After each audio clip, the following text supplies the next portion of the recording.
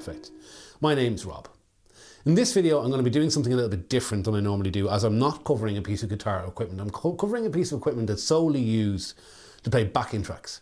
And it's, in my opinion, the first piece of gear I've ever come across that has been specifically designed to play backing tracks without the use of a laptop or anything like that. So that piece of gear is this. It's the Idoru P1. And this is simply a backing track player with multi-outputs, which you can see here. I'll get into explaining this more, but I just want to contextualize why I'm making this video for a few minutes. I play in a 4-piece alt-rock band, and we play like alternative rock, funnily enough. But as part of that band, we use synths and we use drum loops that kind of work with our drummer to make our sound kind of big and sort of musically complex. And we've been doing that for 3 years, and we have been using various different solutions to do that. I made a video before about using the Boss RC5, where I use it to split the tracks into stereo. So on the left was the click and on the right was the tracks. Click went to the drummer's ears, tracks went to the front of the house. Which worked great, and people seem to really appreciate that video and hadn't thought of using the RC5 like that. But it meant that I was starting the songs, whereas the drummer wanted to start the song. So we switched to a phone with I think it's called Show One, a Show One app. I'm just going to look that up now. And I'll stick a link to this app in the description below because it's really good. Yes, the Show One app, which is a backing track app that you can get for iPhone. But that involved, and it works really well, but that involved the iPhone being charged, a splitter cable coming out of the iPhone to split the signal into left and right, and then a DI box to the desk for the tracks, and a cable to the in-ear monitor amp that my drummer uses on his belt for his click track. And there was a lot of points of failure in that setup actually, and it has let us down. Things like the lightning connection going into the iPhone has been problematic. But while I was browsing YouTube recently, I came across this. This is the Idoru P1, and it's sort of a backing track player that is super simple, but also really, really, really capable, right? So what it is, there's 6 tracks in this. So there's 6 tracks, but there's also 6 outputs, 7 outputs actually. So what you can do is, in our situation, say I wanted to have, in one song, I wanted to have an arpeggiated synth, I wanted to have a drum loop, I wanted to have a choir sound, and I wanted to have a lead synth sound. I can put all them on individual tracks within this, and I can either push them all out of different outputs on here on the back, or I can push as many of them out of whatever outputs I want. And what that effectively leads to is a situation where you've got ultimate maximum control over what your drummer hears in his ears or her ears and what the audience hears out front. All of that is supremely controllable in this unit, which I get into in the audio demo. But then also, it's so simple. It's track up, track down, and play. And then this acts as pause and stop. And then there's a menu diving you can do in the front with these 2 knobs, and even that is really well designed and thought out. And this will go beside my drummer.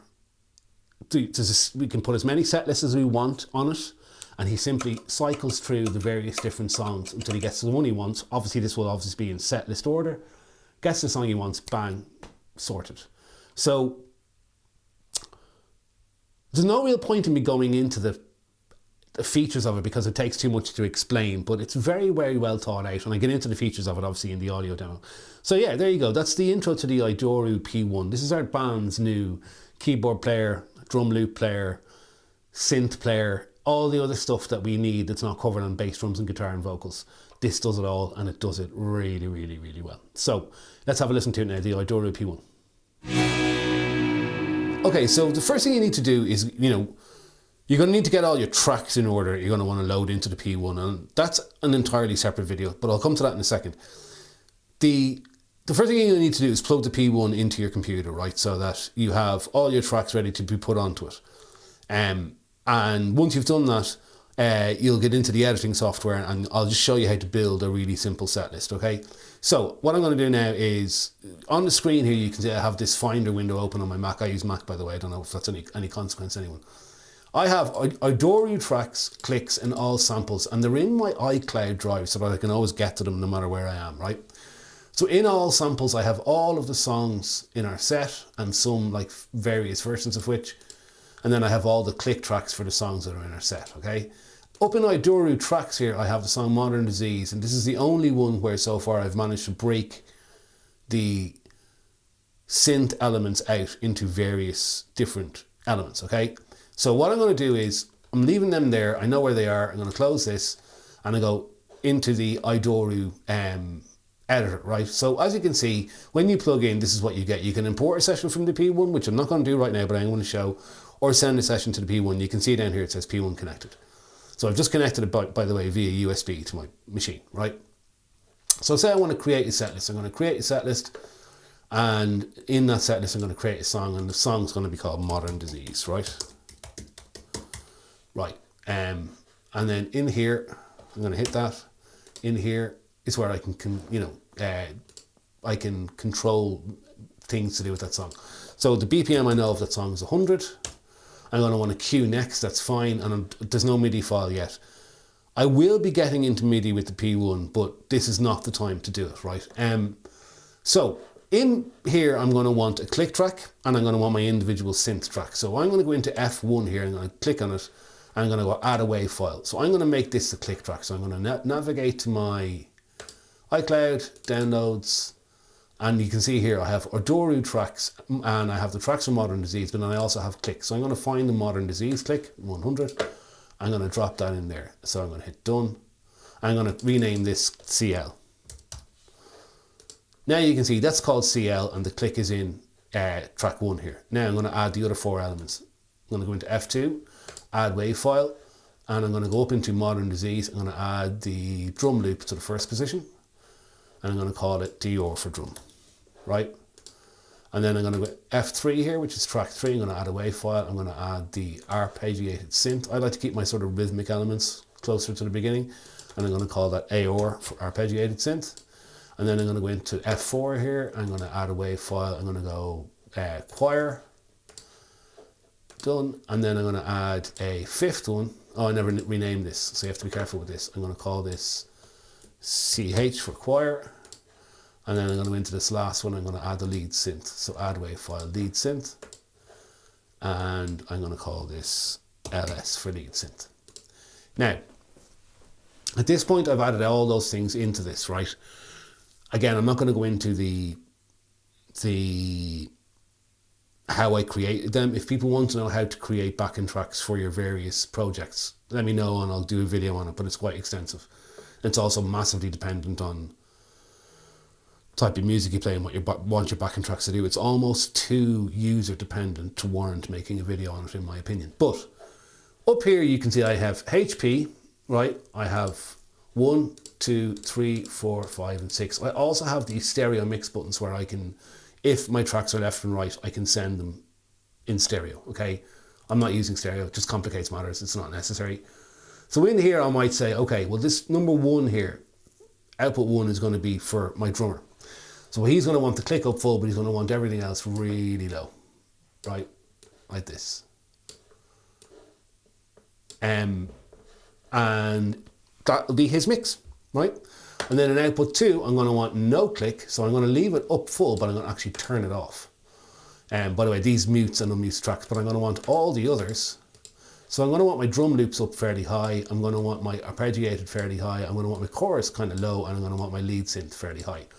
And that's, I know, because I created the tracks, that's kind of as a starting point where I want them to be, right? And I'm going to leave the level at 0. When I get into the songs and I'm balancing them out on the unit in the room with the band, I may tweak this on a song by song basis. And also I'm going to leave the levels of outputs 1 and 2 at full, okay? At this point, I might want to send this session to the P1. I don't, because I have my P1 set up perfectly, but if I sent it to this set list, it was one song, it would go, right? But instead of doing that, I'm going to go done, and then I'm going to create another song, and I'm going to call this one Lonely Lives.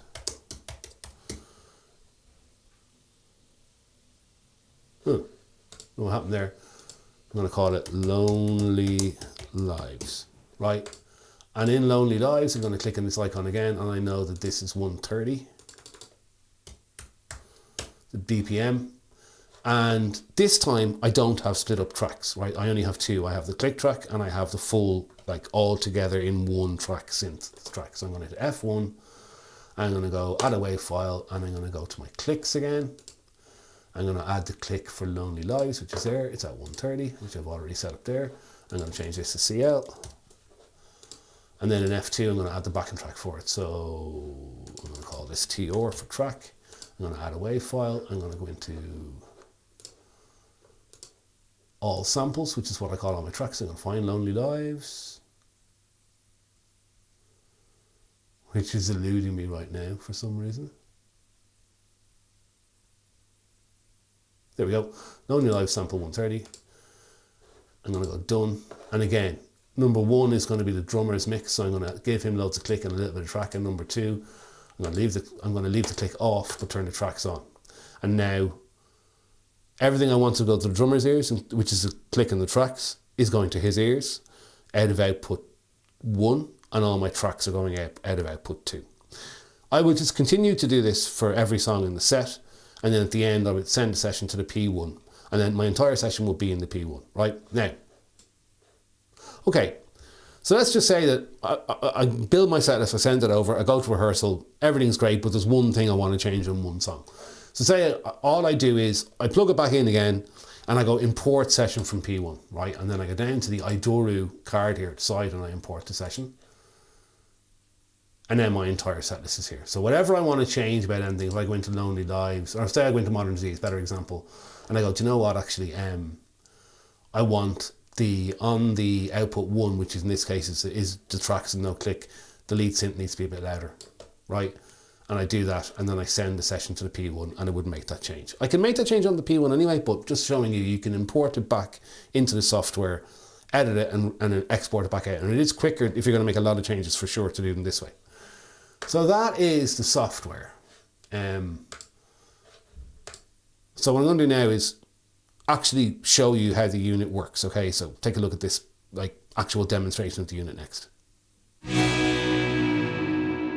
Okay, so now I'm going to show you how the actual product works. It is very strange, incidentally, to be making this part of a demo without a guitar in my hands. It's very, very strange. Obviously, this has got nothing to do with the guitar, this has got to do with the backing tracks, so that's why I'm in this odd situation. So, as you can see here, as you can see here, the Idoru P1 is on screen.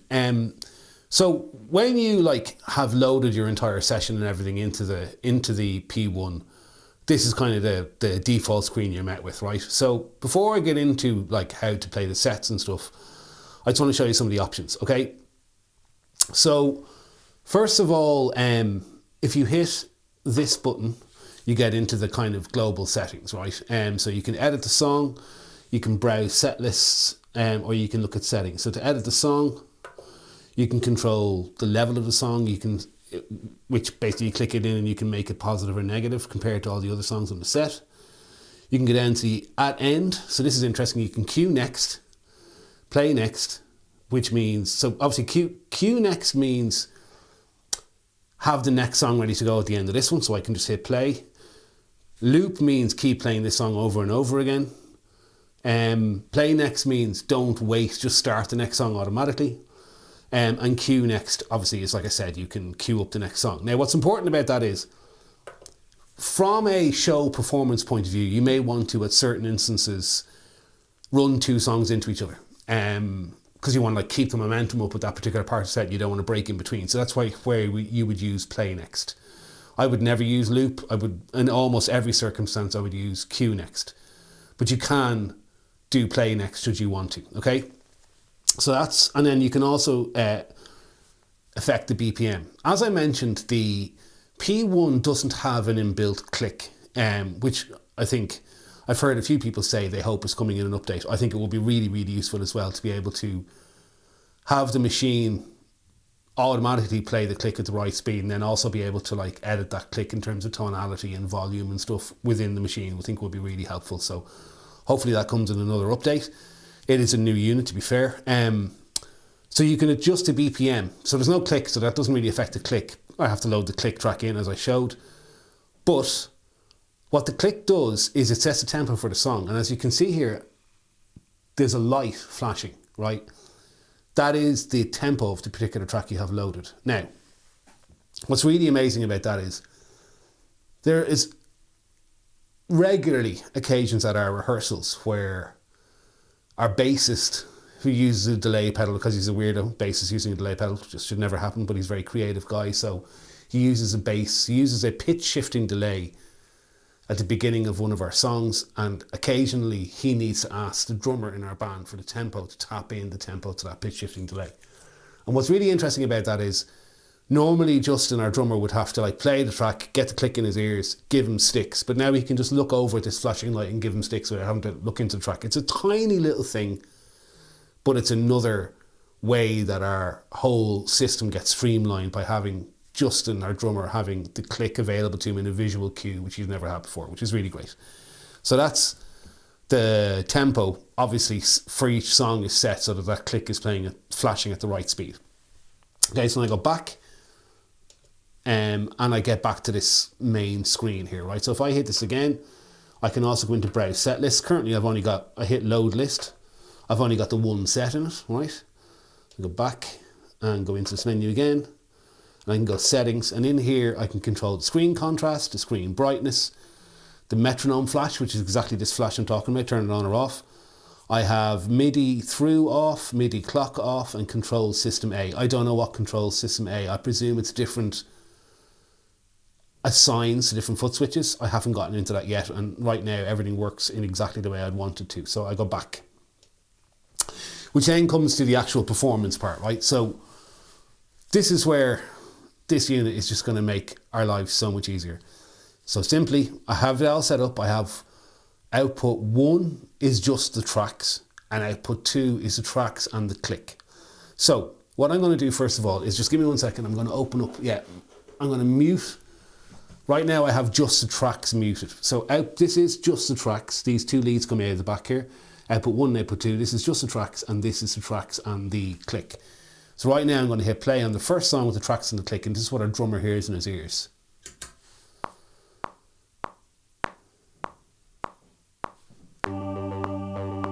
So he's getting the click and he's getting the tracks in his ears, right? If I then go and switch the output to only output 1, if I do the same thing, also you hold the play button to bring it back to the start. No click, but tracks, and the tracks are a bit louder.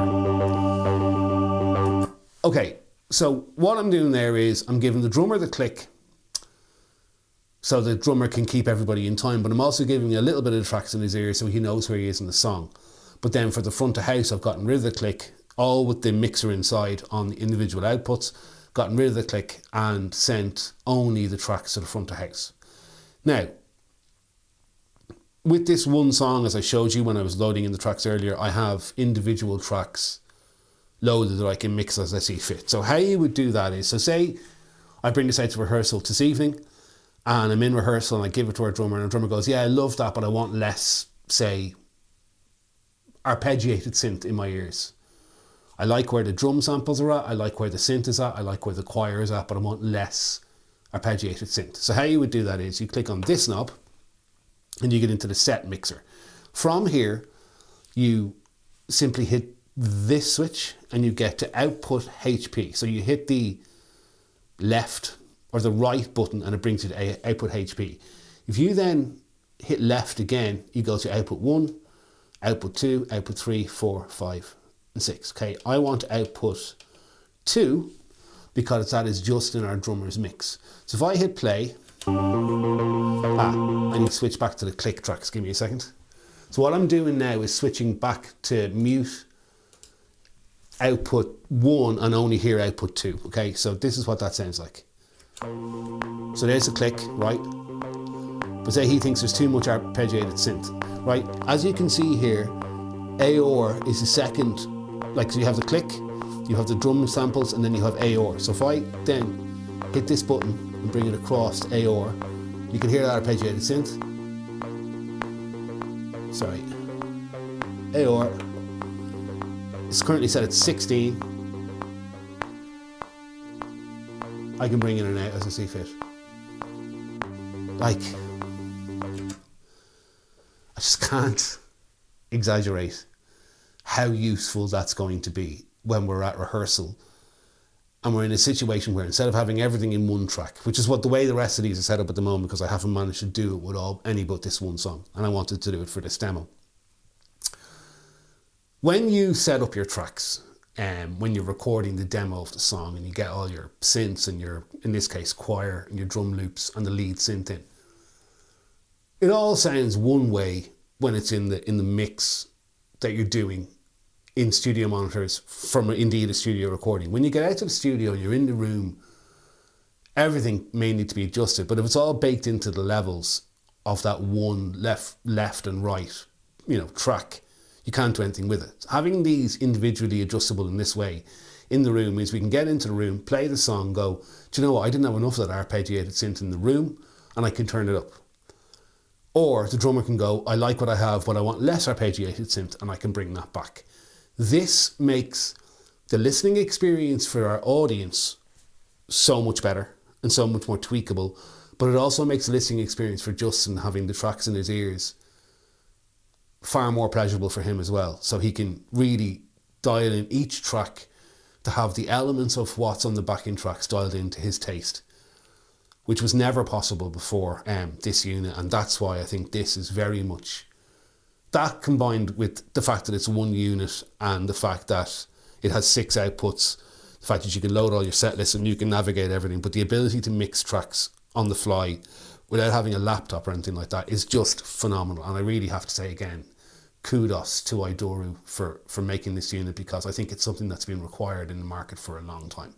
So that's it. That's just basically how we play the tracks out front through output 1 with no click, and our drummer gets the tracks and the click balanced however he wants them in his ears in output 2.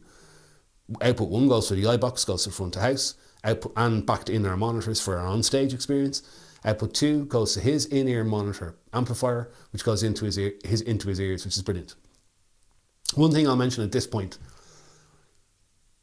we had intended on just letting Justin take the earphones out of the back of the Idoru P1, but he's such a hard-hitting drummer that you weren't able to get enough level out of the headphones for him to be able to play along with them. So that doesn't work. It's really good for balancing levels, in the unit.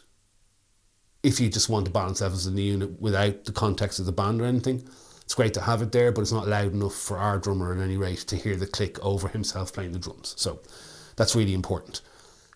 So yeah, what I'll do now is just show you. So that's how one song works, right? So I'm going to go back, and I'm not going to bother saving the changes. I have it all the way I think he's going to want it.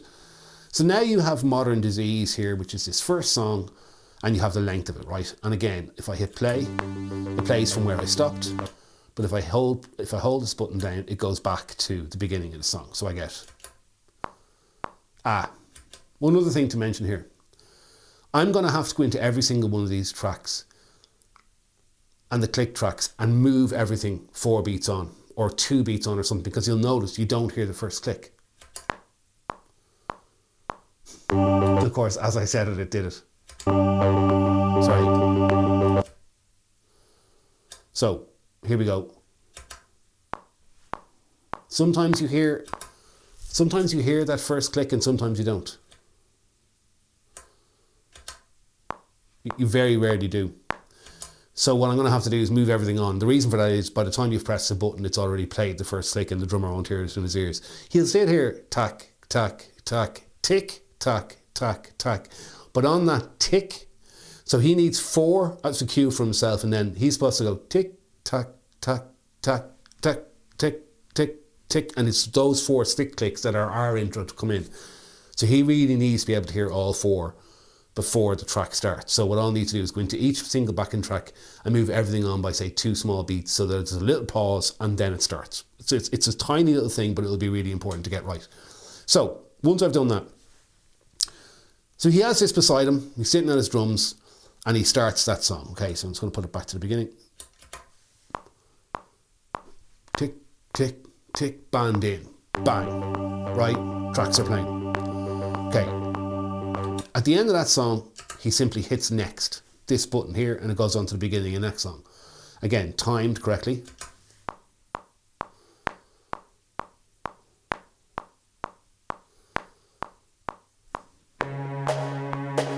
Right?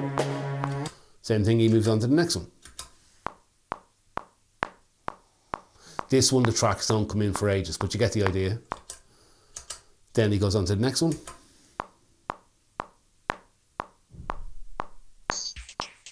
Tracks are super low in this, so you can barely hear them, but they are playing.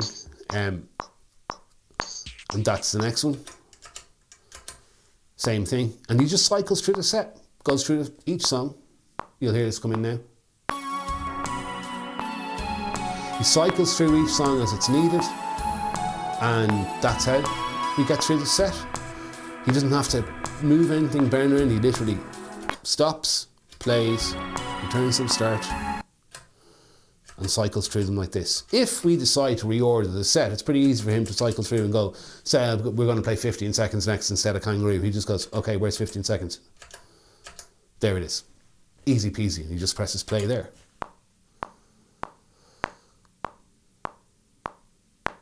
Well, the song takes ages to come in as well. The point being, what Idoru have done is taken all the stuff that you really need to be able to get to very quickly and put it into 3-foot switches. They've put extensive control both with the app and on the unit in its menu system, but right in front you've got next, previous, play, stop. So easy. And then you've got 2 outputs, one for the drummer, one for the front of house. But if I wanted, I could send multiple different tracks to the front of the house if I wanted to be that way, kind of that level of detailed controllability. And in that way, this is just a brilliant piece of kit. It is really going to make our lives so much easier. So thank you so much to Idoru for coming up with an absolutely brilliant pedal, and it's going to help a lot of people that use tracks in their set. So there you go. This is the first in a few videos I'm going to make about this unit because it's a game changer really, I think, in this space. This replaces the need to use a laptop or an iPad or anything like that, and it has all the inputs built in. It's just really, really well thought out, and it's been needed, I think, in the kind of music production market for a long time. So absolute kudos to Idoru for making a really, really great product. Like I said, I wish it had the click built in, but I think they'll be able to add that in time. So there you go, the Idoru P1. Thanks very much for watching if you've gotten this far, and if you have, as always, I'll ask you to please like and subscribe. There'll be more videos about this in the future. Any questions, throw them in the comment section down below. That's it, and I shall see you in another video again soon. Cheers, bye bye.